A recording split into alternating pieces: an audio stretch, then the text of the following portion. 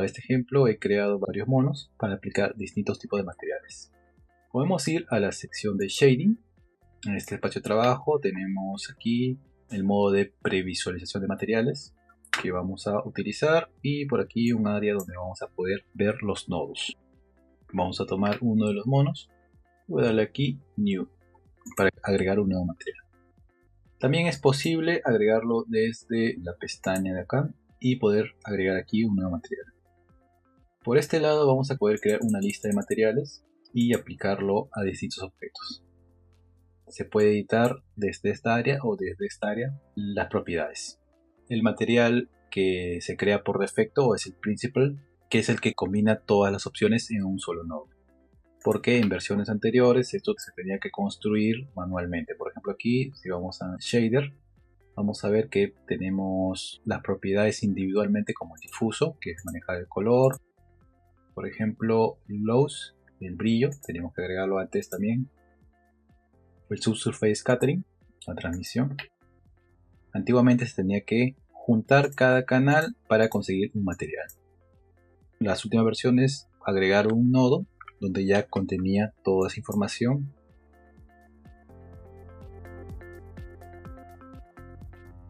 Vamos a ver la primera propiedad, que es el color base. Aquí es donde vamos a dar nuestro color base o vamos a cargar la textura. Si la tuviéramos, la cargaríamos desde aquí. Tenemos también propiedades como la especular, que nos va a dar brillo. Tenemos propiedades también metálicas, que esto lo vamos a ver en renderizado.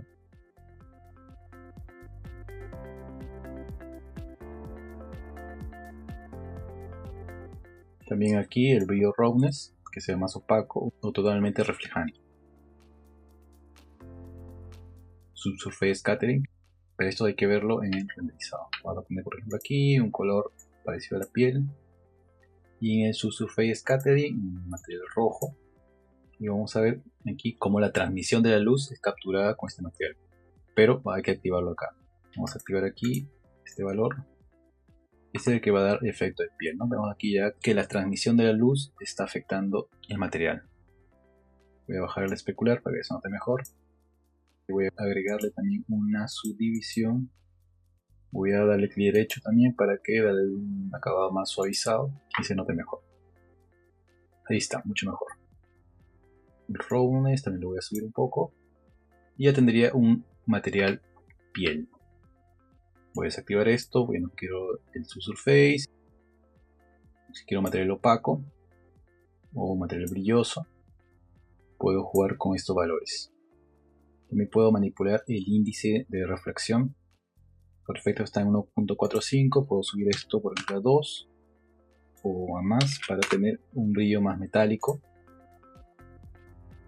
Si quiero hacer un material de tipo vidrio, tendría que subir aquí la transmisión. Y esto lo que va a hacer es que el material sea refractivo. Voy a manipular el color aquí para que se vea un poco mejor. Aquí voy a dar un pequeño toque celeste. También es posible aplicar alfa a los materiales.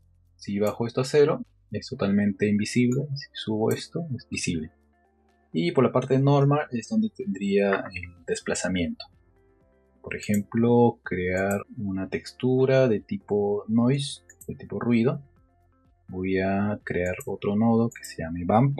Es donde voy a poder manipular un mapa como desplazamiento.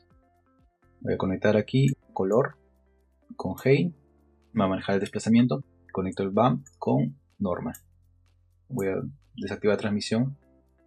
Mi objeto ya empieza a deformarse en base a un mapa. Por ejemplo, voy a bajar la escala, una escala más pequeña, o perdón, una escala más grande. En Vibro Shading voy a tener una mejor visión de cómo se está comportando esta textura de noise sobre el material. Aquí voy a poder graduar la fuerza de esa distorsión, y este es el efecto que tiene. Si yo tuviera que cargar una textura para conectar a cualquiera de estos canales, lo que tengo que hacer es crear un nodo.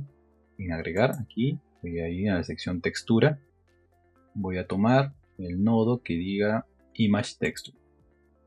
Con este nodo lo que voy a hacer es cargar un mapa. En este caso yo tengo un mapa simple que he pintado aquí. Si tienen un mapa que ya está cargado en Blender, simplemente lo seleccionan en este botón y le va a aparecer acá el mapa que tienen cargado en la escena. O también pueden buscarlo manualmente seleccionando aquí el icono de la carpeta. Pueden buscarlo en su disco duro. Lo que hay que hacer es conectar aquí el punto amarillo color con base color y estarías conectando tu textura al material.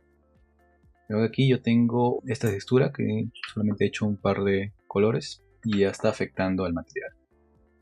Esa textura también se puede aplicar, por ejemplo, en el canal de alfa. Vamos a ver en el render cómo sale. Ven, aquí solamente se ven los trazos en blanco. Hay nodos que me permiten hacer operaciones. Voy a invertir ese color para el alfa. Voy aquí en agregar, puedo tipear directamente invert y voy a decir que quiero conectar ese nodo de inversión al canal que está conectado al alfa. Lo arrastro hasta la línea y veo que se conecta. Vemos que aquí tengo todo visible, pero la parte que estaba marcado en blanco ahora es invisible. De esta manera podemos crear una infinidad de cálculos usando los nodos. Voy a desconectar esto. Como mencioné, estos materiales también son compatibles con Cycles con algunas diferencias. Voy a irme al modo visualización de material, de shading, perdón. Voy a cambiar el renderizador de Cycles a Eevee. Voy a ver que tengo el mismo acabado. Cambio a Cycles. Y vemos que los materiales son compatibles. Una de las cosas que de repente no es compatible todavía al día de hoy con Eevee es el Shadow Catcher, que es un material que hace invisible, por ejemplo, el suelo, pero deja visible la sombra. Esto se usa para componer sombras con entornos. Por ejemplo, eso todavía no es compatible con Eevee, perdón. No todos los materiales son compatibles con Eevee, pero se está apuntando a futuro que la mayoría de nodos sean compatibles tanto con Eevee. Ahora les voy a mostrar cómo pueden, teniendo una textura, manipular ciertos valores, como corrección de color, como cambiar una imagen a blanco y negro, o mezclar una imagen con un color. Podemos hacerlo todo eso con los nodos. Por aquí yo he cargado una imagen, pueden cargar una imagen cualquiera. Voy a cambiar esa imagen que tenía por esta imagen. Voy a conectar el color con la base de color. Por ejemplo, tengo este resultado. Yo puedo ir dentro de las opciones de color y tomar alguna de estas operaciones. Por ejemplo, brillo y contraste. Aquí puedo decir que la imagen tenga más brillo o manipular el contraste. Podemos apagar momentáneamente un nodo presionando la tecla M. Otro nodo que podemos usar es el de saturación de color. Vamos a aplicarlo aquí. Y aquí podemos manipular la variación de color o subir la saturación muchísimo más. Voy a apagarlo. Otro nodo también que vamos a usar bastante es de las curvas RGB. Este es un nodo muy común donde vamos a manipular la textura en base a la curva.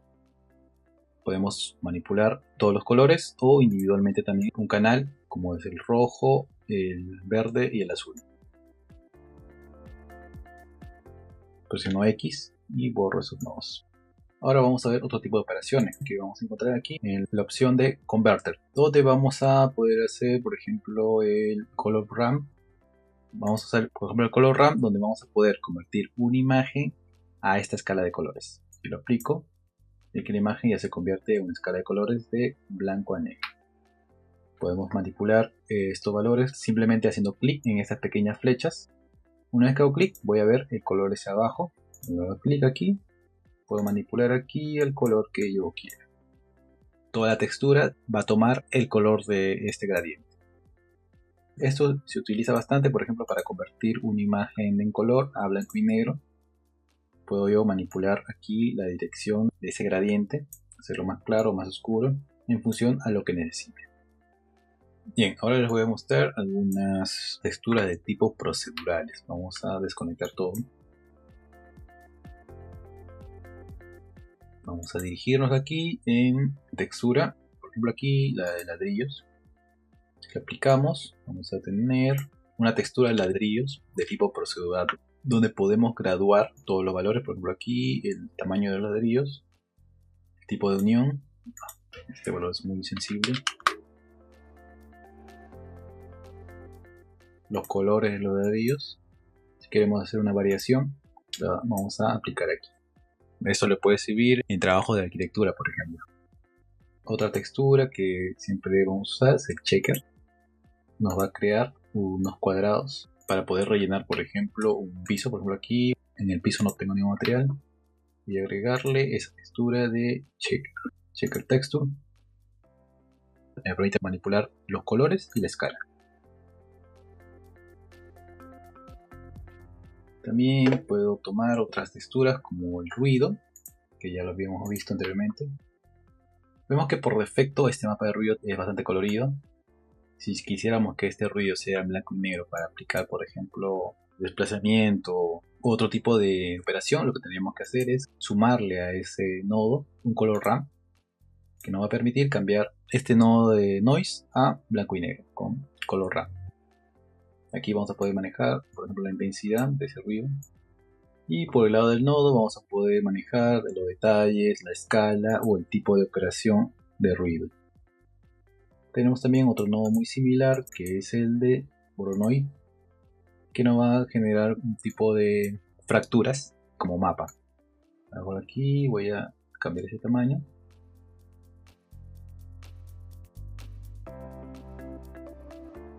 Otro nodo que vamos a ver es el Musgrave, donde también vamos a tener un tipo de operación parecida. Vamos a crear como manchas.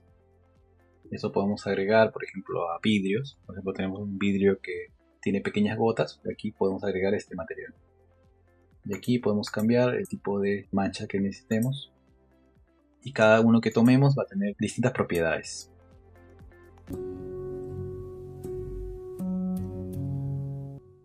Para esto vamos a crear aquí en agregar luces.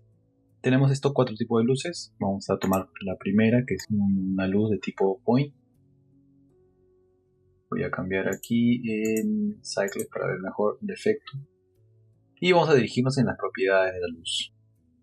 Aquí vemos el iconito de un foco y aquí vamos a manipular. Otra cosa que voy a hacer es irme al entorno y voy a bajar el valor a 0 para que solamente se ilumine basado en la luz que vamos a utilizar. Es una luz que se puede usar por ejemplo un foco que va a proyectar la luz en base a un círculo. Dentro de las opciones también es posible cambiar el tipo de luz, por ejemplo de punto a sol, a spot o a área. Los valores que vamos a encontrar dentro de la luz de tipo point es el color, la fuerza. En este caso está trabajando en vatios. Si yo puedo subir a 100 vatios tendría esta intensidad. Puedo también manipular el tamaño de esa luz. También puedo decir qué tantos rebotes quiero que tenga esa luz.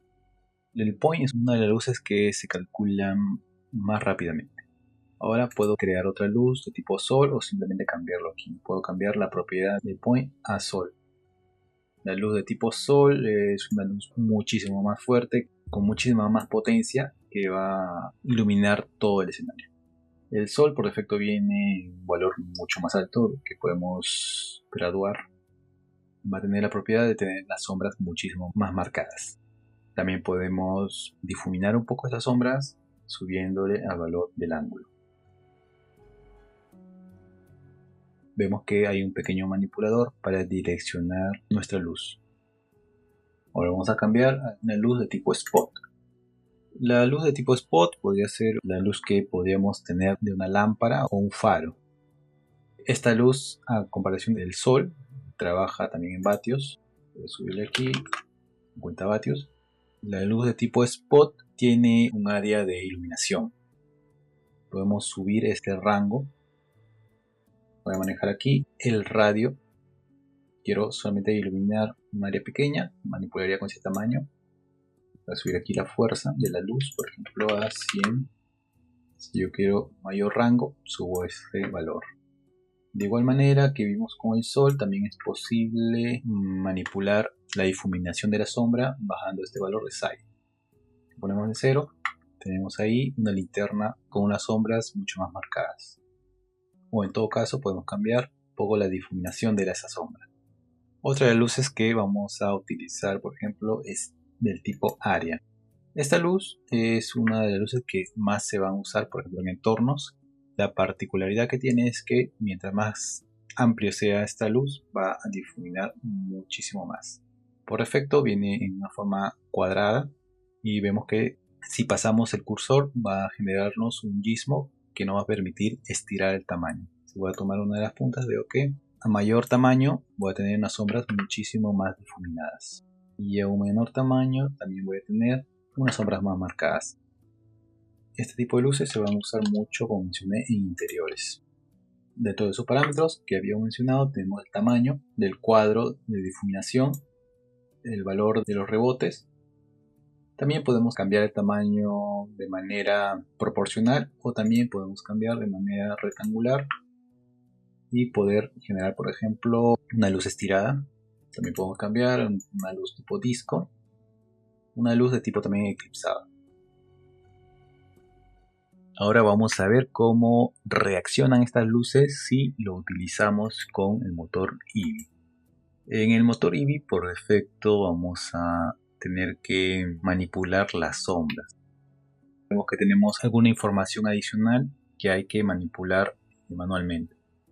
Por ejemplo, aquí tenemos una opción para manejar el contacto de las sombras con los objetos. Le agrega una sombra adicional para marcar los contactos. Yo lo activo. O también puedo decirle el límite de la distancia, que tanta distancia va a tener la sombra. O también simplemente apagar la sombra. Esto va a ir ligado a la propiedad de Shadows. Aquí donde voy a definir el tamaño del mapa. En el caso de Eevee usa un cálculo de sombras basado en mapas. Por defecto viene un valor pequeño, voy a subirle a 1024, 2048 para tener una mejor resolución. También podemos decir que las sombras sean más suaves o que sean marcadas. Puedo darle aquí un valor que sube la definición de ese mapa para hacerlo más nítido. Si queremos regresar a las sombras más suaves, podemos regresar activando Soft Shadow. Voy a desactivarlo un momento solamente para ver algunas opciones. Por ejemplo, aquí vemos que hay una falta de resolución que podríamos solucionarlo subiendo nuevamente el valor. O también manualmente podemos difuminar un poco las sombras para que no se vean tan entrecortadas. Podemos variar el inicio de las sombras. El bias es la separación de la sombra y la base. 0, por ejemplo, vemos que ahí se pega un poco más. A medida que lo separan, vemos que se van separando las sombras. En Sol también tenemos las sombras mucho más marcadas. En el FOD tenemos algo muy similar. Hay que subirle más la intensidad de la luz, por ejemplo a 200. En el caso de Eevee sí hay que activar las sombras suaves para que sea más difuminada.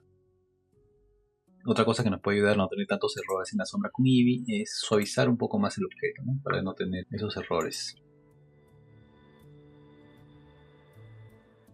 O aplicar también el Shade Smooth para tener la superficie más definida.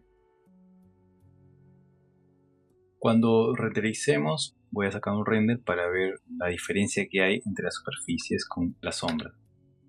En F12 veo que, por ejemplo, una geometría que no está muy bien subdividida va a tener este tipo de errores a comparación de una geometría que está mucho mejor suavizada.